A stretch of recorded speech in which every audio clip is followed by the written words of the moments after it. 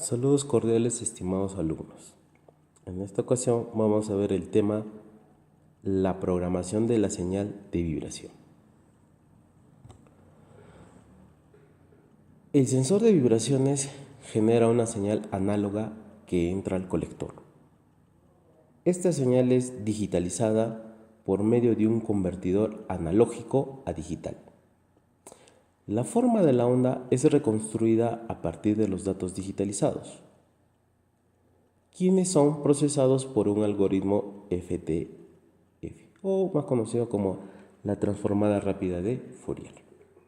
Estos datos que ingresan a la computadora son cargados a un software capaz de almacenar los espectros y las formas de onda. Para ello necesito saber algunos conceptos claros. En este caso, el rango de frecuencia.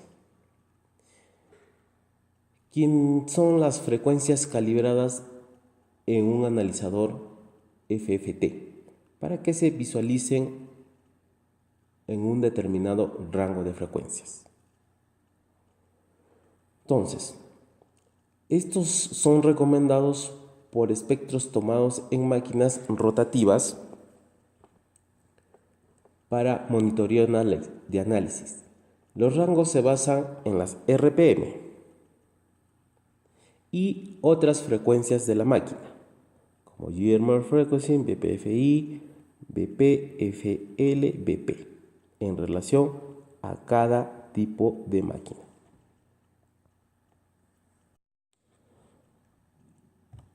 Asimismo, necesito también saber el número de líneas, que está en relación al muestreo de datos,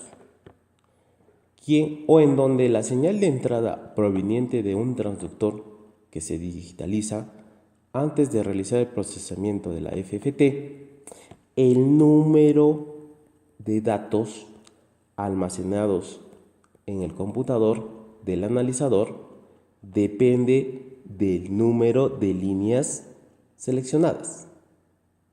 Para este caso tengo 1024 muestras.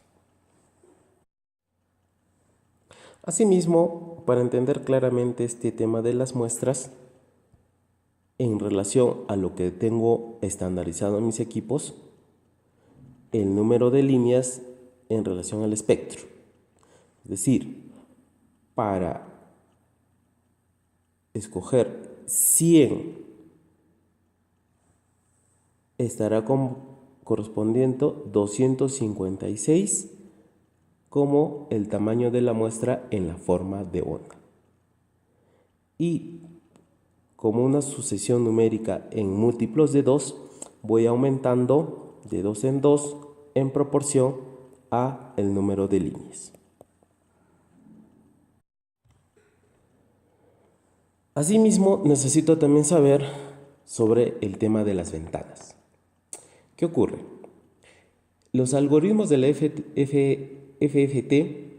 que cambian los datos de la forma de onda digitalizada y almacenada en el computador a un espectro que los datos iniciales y finales deberían de ser similares.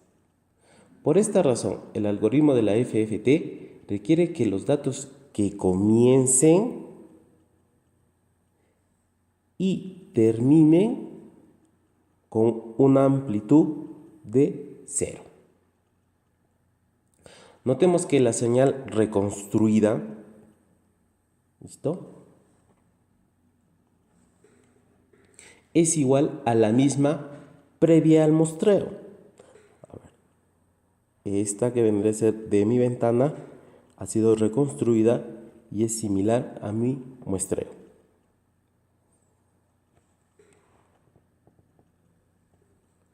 Entonces, el muestreo no ocurrió en amplitud 0 y la señal reconstruida que se obtiene no es igual a los datos originales. En esta forma de onda causará errores en el espectro a los que se les conoce como fugas.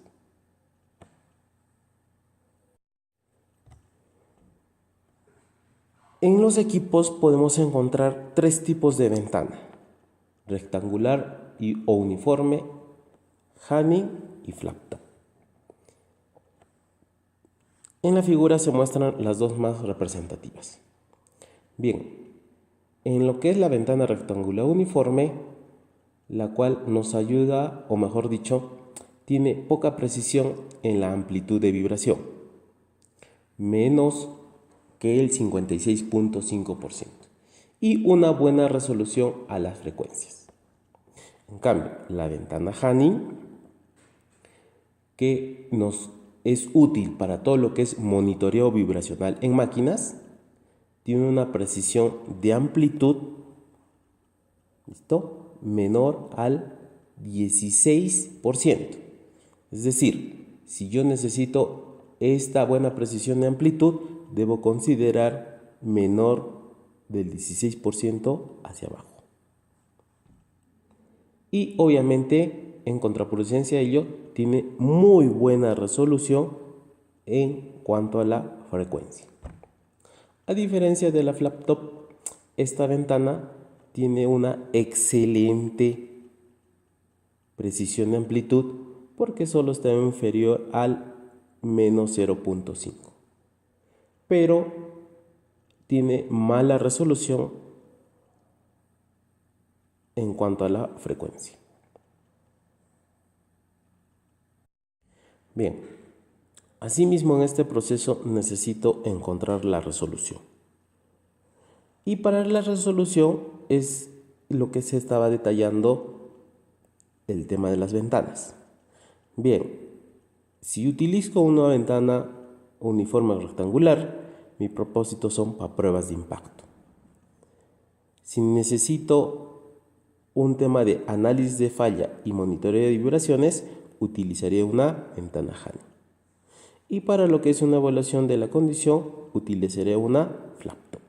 Entonces, cada una de estas ventanas van a tener un factor, que este factor es importante cuando yo quiera hallar la resolución. En este caso, 2 por el rango de frecuencias, que lo vimos anteriormente, por el factor de ventana, dependiendo el tipo de ventana que escoja. Todo esto entre el número de líneas.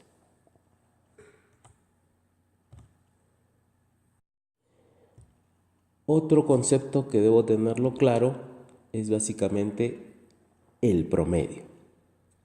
Entonces, hay una forma de minimizar los efectos del ruido y conservar lo más posible de los cambios debidos a los ciclos internos de la máquina. El proceso que se usa para corregir esto se conoce como promediado lineal. Es decir, se debe calcular el valor del promediado de cada línea del espectro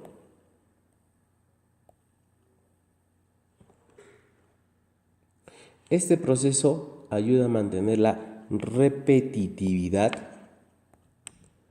con lo que dos medidas tomadas con 5 minutos de diferencia deberían de ser iguales.